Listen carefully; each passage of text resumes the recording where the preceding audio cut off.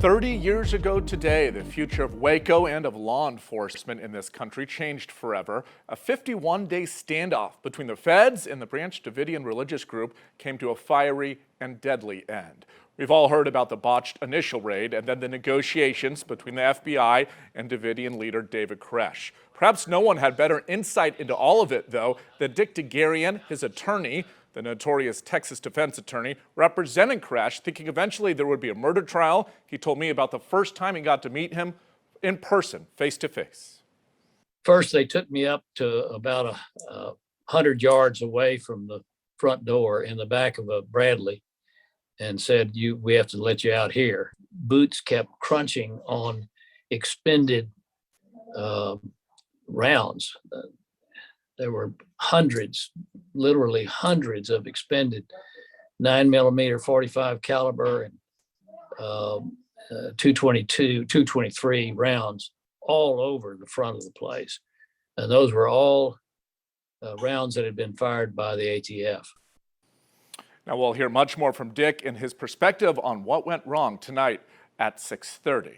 Now I want to bring in 25 News anchor Lauren Adams. She is live from the ATF Memorial in downtown Waco. Lauren, you're tracking the massive law enforcement response during all of this. That's right, Todd. And you mentioned we are here at the ATF Memorial, which was built to honor the ATF agents who fell during that siege and additional officers in Waco who have fallen. Today, several people have been coming by just looking at the names, remembering that day 30 years ago. As you mentioned, the law enforcement response that day was huge, from federal agents to local law enforcement officers.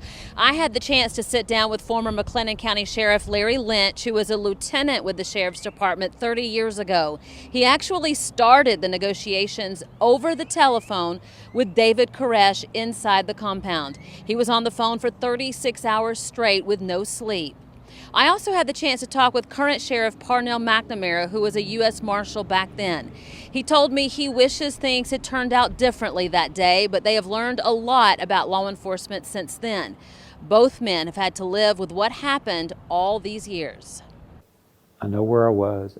I know what I did, and that's the best that I could do. There were a lot of errors, but come back to Koresh, he instigated it and he caused it. Now, the Taylor Museum of Waco History is trying to keep the memory alive of that deadly confrontation.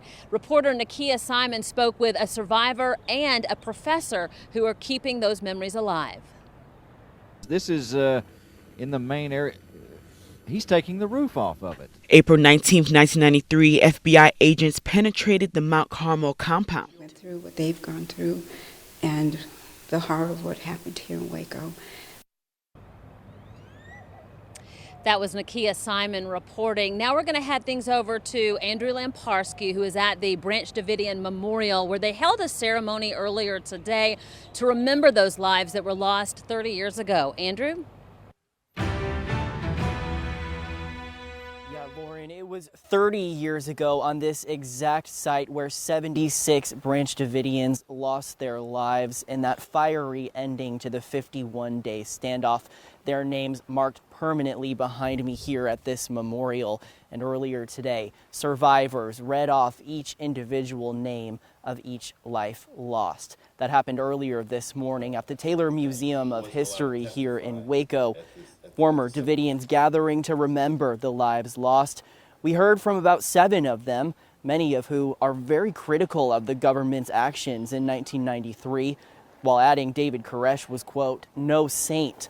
One of the people sharing their story today was Heather Jones. She was a 9-year-old when she left the compound during negotiations, leaving behind several family members, including her own father. It doesn't get easier. And I wish it did. There really is no words for what happened.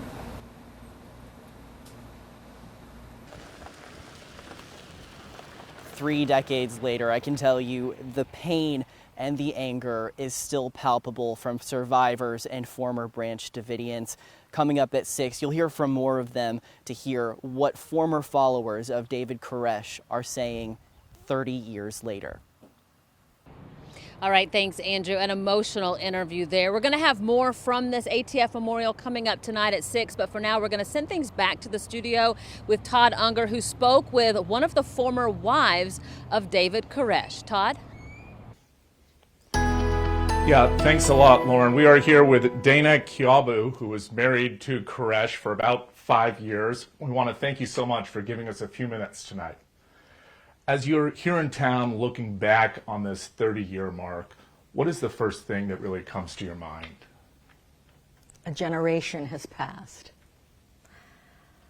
And it's been a long time, and I can't take whatever you see out there as gospel.